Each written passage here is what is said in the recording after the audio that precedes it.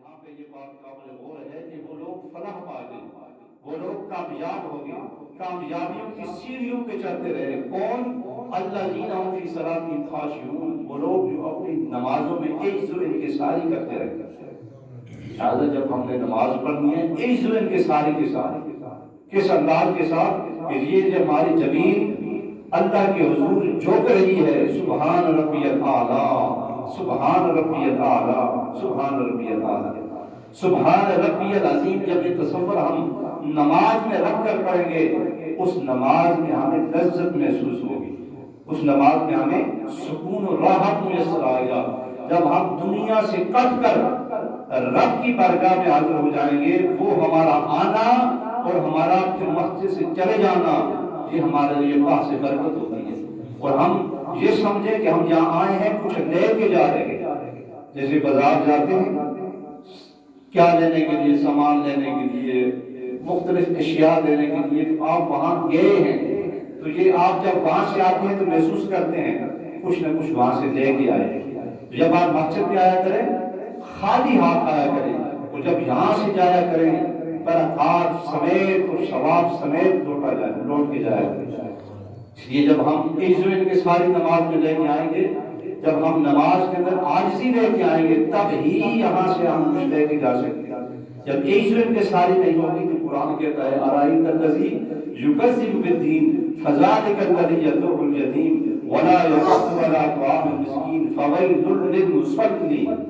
یہاں پہ فرمایا کہ ہلاکت ہے ان نمازیوں کے لیے، فویل للمصلین الذین هم صلاتهم ساہون، جو اپنی نمازوں کو بھول گئے، جنہیں معلوم ہی نہیں کہ فجر کے بعد ظہر بھی ہے، جنہیں معلوم ہی نہیں کہ ظہر کے بعد عصر بھی ہے، عصر کے بعد مغرب بھی ہے، مغرب کے بعد عشاء ہے۔ یہ ساہون کا معنی صرف ایک نماز فرض نہیں ہے، پانچوں نمازیں ہمارے اوپر فرض کر دی گئی۔ ویسے تھی تو 50، مگر یہ 43 جو معاف ہوئی ہیں، یہ خاص سرکار دو عالم صلی اللہ علیہ وسلم کی وسیلہ جدیدہ کے ساتھ یہ معافی ہوئی۔ پھر آگے فرمایا والذین هم عن اللغو معرضون، وہ لوگ کامیاب ہو گئے جو لغو گفتگو سے، لغو بات سے معرضون، اعراض کرتے ہیں۔ لغو بات کیا ہے؟ فرمایا کہ وقولوا للناس حسنا، ہمیشہ کے لیے لوگوں کے ساتھ اچھی بات کرو، اور اچھی بات کرنا یہ صدقہ ہے۔ کسی کے ساتھ سمائلنگ فیس میں مسکراہٹ دے کر اس سے بات کرنا یہ بھی صدقہ ہے۔ کسی کا دل توڑا، کسی کو رنجش دی، یہ ناقابل قبول ہے۔ اس لیے اللہ کے نبی صلی اللہ تعالیٰ علیہ وآلہ وسلم کی ساری حیات آپ دیکھ کر دیں، دشمن ہو جو بھی ہو ہمیشہ مسکراہٹ بکھیری، صحابہ اکرام نے مسکراہٹ بکھیری، دیگر اولیاء اعظام تابعین تبع تابعین سارے کسی کا دل نہیں دکھایا، ہمیشہ مسکراہٹ بکھیری۔ پھر آگے فرمایا والذین هم للزکاۃ فاعلون، وہ لوگ کامیاب ہیں جو زکوٰۃ دیتے ہیں۔ جب تک کوئی شخص کسی کے اوپر وہ سمجھتا ہے زکوٰۃ ہے، زکوٰۃ ادا نہیں کرتا، احادیث میں آتا ہے اس کا کوئی عمل قابل قبول نہیں، نہ اس کی نماز قابل قبول ہے، نہ اس کا روزہ قابل قبول ہے، نہ اس کا حج قابل قبول ہے، کوئی عمل اس کا اس وقت تک قابل قبول نہیں ہے جب تک وہ کیا نہیں کرتا، وَهُمْ لِلزَّكَاةِ فَاعِلُونَ، زکوٰۃ ادا نہیں کرتا۔ زکوٰۃ کا فارمولہ پچھلا جمعہ میں نے پورا ڈیٹیل وضاحت کے ساتھ بتا دیا۔ اگر کسی کے پاس 1 کروڑ رقم ہے، زکوٰۃ بنتی ہے، وہ اس بیچارہ ششم پن میں ہے کہ اس کی زکوٰۃ کیسے نکالی جائے۔ آپ کے پاس موبائل فون ہے، 1 کروڑ لیکن آپ کو پتہ ہونا چاہیے 1 کروڑ میں کتنے صفر ہوتے ہیں، یہ نو کہ 1 صفر کم ہو جائے تو پھر رقم کم ہو جائے، لہٰذا 1 کروڑ لکھ کر تقسیم 40 کریں گے، وہ پیچھے زکوٰۃ بچ جائے گی، فوری طور پہ ادا کر دیں، وہ آپ کی نہیں ہے۔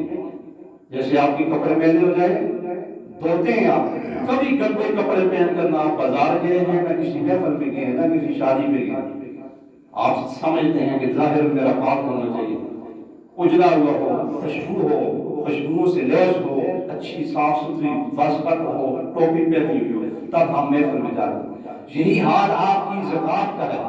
آپ کی مال اس وقت تک صاف نہیں ہو سکتا جب تک اس میں سے آپ زکوٰۃ صحیح فارمولے کے مطابق نہیں نکالیں۔ اس لیے فارمولہ سمجھ لیں، وہ میں نے آپ کو بتا دیا۔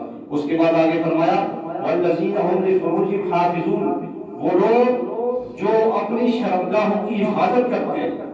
اس لیے سرکار دو جہاں علیہ السلام نے فرمایا ہر وہ شخص جو مجھے زبان کی گارنٹی دے دے وہ جنت میں داخل ہو جائے. یعنی کہ زبان ہمارے جسم کا وہ اعضاء ہے، ہر ایک اعضاء صبح اٹھ کر زبان کے آگے ہاتھ جوڑتا، ہاتھ پاؤں ہر ایک کہ آج تو ذرا سنبھل کے رہنا، آج تو سنبھل کے کام کرنا، یہ نہ ہو کہ تیری وجہ سے ہم بھی پکڑ میں آ جائیں.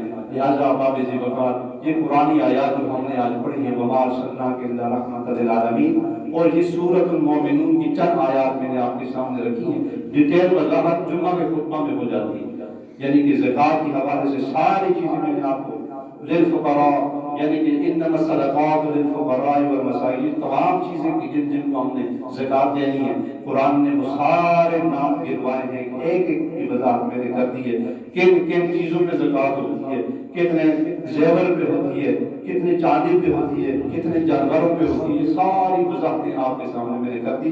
اگر کسی کے ہاں لیسٹر ہے، 10 پلاٹ نہیں ہوئے، کوئی ایک سیکٹر میں ہے کوئی دوسرا سیکٹر میں، اس نیت کے ساتھ دیتا ہے ادھر پرافٹ ہو جائے، اس کی قیمت بڑی ہو جائے، وہ بھی میں نے آپ کو بتا دیا کہ سارے پلاٹوں کی قیمت نکالے گا جتنے بھی اس کے پاس ہیں، 10 ہیں 20 ہیں 50 ہیں، جہاں جہاں اس نیت سے رکھی ہوئی ہر ایک کو نکالے گا، موجودہ قیمت لگائے گا.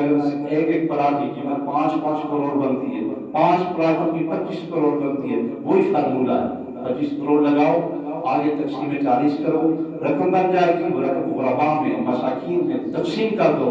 اور کبھی تقسیم کر کے یہ نہ کہنا کہ میں نے تمہاری مدد کی. قرآن کہتا ہے کہ یا ایھا الناس کلوا، اے وہ لوگوں جو صدقات و خیرات دیتے ہو کبھی کسی کو جھٹلاؤ نہیں، کبھی جھٹلاؤ گے اور یہ کہہ کے بتاؤ گے میں نے تمہاری مدد کی ہے، میں ایسا کیے تو ساری کی ساری تمہاری کارکردگی خاک میں بیٹھے. لہٰذا جس کسی کے ساتھ مدد کرو، کسی کے ساتھ ہیلپ کرو، یہ کبھی بھی اس کو جھٹلاؤ نہیں، کبھی جتاؤ نہیں، کبھی احسان نہ جتلاؤ اس کے بارے میں تمہارے ساتھ ایسے کر رہا ہوں. اللہ رب العالمین ہمیں قرآن مجید قرآن رشید کی فہم عطا فرمائے. جب ہم قرآن کو سمجھ آئیں گے اور اس کو ترجمے کے ساتھ اسی لیے پڑھا جاتا ہے، اس لیے کہا جاتا ہے کہ اس قرآن کو پڑھیں گے سمجھیں گے، جب ہم اس کو سمجھ آئیں گے